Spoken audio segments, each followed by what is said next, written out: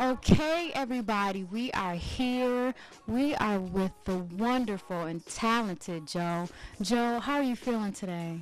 I'm feeling good, just relaxing a little bit. It's just been on a crazy promotional tour since early July, so it's sort of taking the wind out of me in a sense, but I'm maintaining.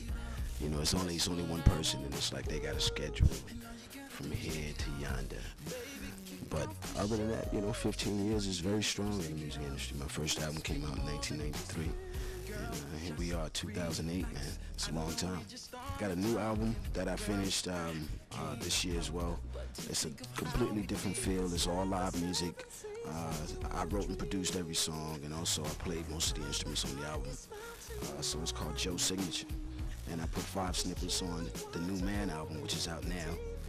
And so people can get a feel, how different the two are. So when it comes out, you have something to look forward to.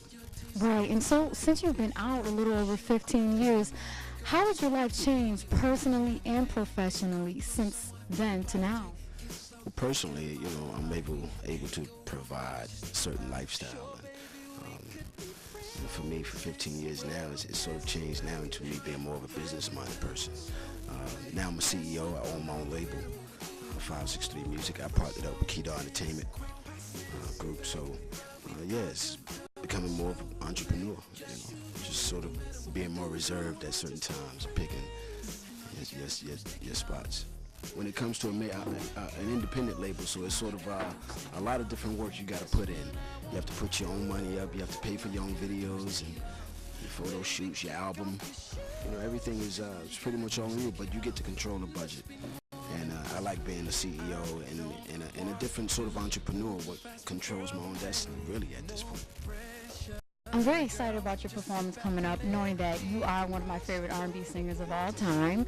So I want to know, what songs are you going to be performing tonight? Are you going to take it back? Are you going to stick with the latest releases? What are you going to do for us? Well, I like to give my fans something good, so of course I can't go anywhere without doing some of my classic joints. So, of course, that's going to be there. That's a part of the show, and showing everybody the next stage of where I'm going. So it's exciting to just have a career with, different generations, different parts of my life that people grew up with me with.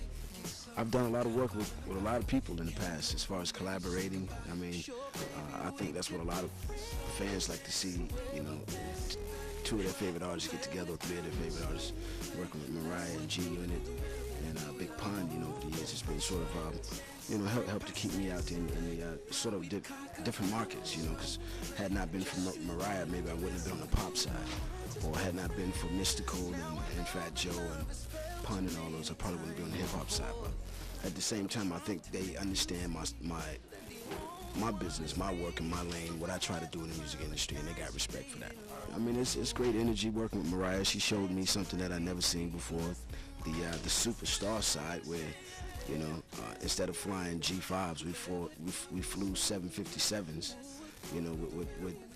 with beds and whatnot on the plane. So it was pretty incredible. I mean, just to see her lifestyle and understand how to handle that and prepare myself when it comes. And she's incredible. She's the best out there.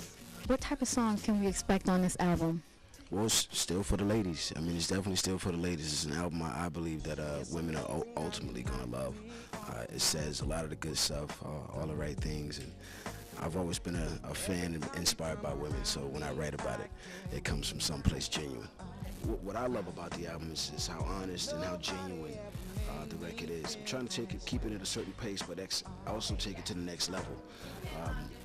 It's a different brand of music. I mean, it's coming out with something that's a little different, and but also giving you that classic feel that I've always gave you. Worked with Brian Michael Cox, who's like Teddy Riley right now. Stereotypes did a couple records. A young kid from New York City named D-Mile out of Queens did ER and a couple other records on the album. And another new producer named Fats from Atlanta, Georgia. So about 4 different producers I worked with. Well, Emergency is just, it's more of a fun record. It's more artistic than anything. To write something that has a metaphor to it is what I get into it as a lyricist. So we wanted to write something that has a sense of urgency, where it felt like he was in danger or something, but then flip it with the lyrics and make it feel a little bit more romantic and sexual. So that's the whole concept of VR. I mean, just having fun with metaphors in a sense. It's a completely different feel. It's all live music. I wrote and produced every song, and also I played most of the instruments on the album. So it's called Joe's Signature. And I put 5 snippets on the New Man album, which is out now. And so people can get a feel, you know, how different the two are. So when it comes out, you have something to look forward to.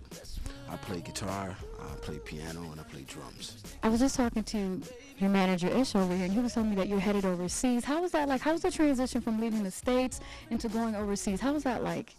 It's good. I mean, it's a long trip, you know, going from here to Japan. It's about 14, 15 hours. I've been going to Europe since '93 as well as Japan, and so I'm going to be hitting those markets, going to South America as well, and also Africa. So, yeah, I mean, we tour probably more overseas than we do here, because constantly overseas. And the market is just as strong for us there. So I have my international album being sold internationally as well as here in America, you know, so it's a nice little thing to have. Oh, it's incredible. I mean, they're more like fanatics and it's just fans who really get into the artist and what we have, because they don't get to see us that much. You know, it's like a shortage of artists, so when they get a chance to see their favorite artists, they sort of go all in. And I mean, they show a lot of appreciation, and it's a lot of fun.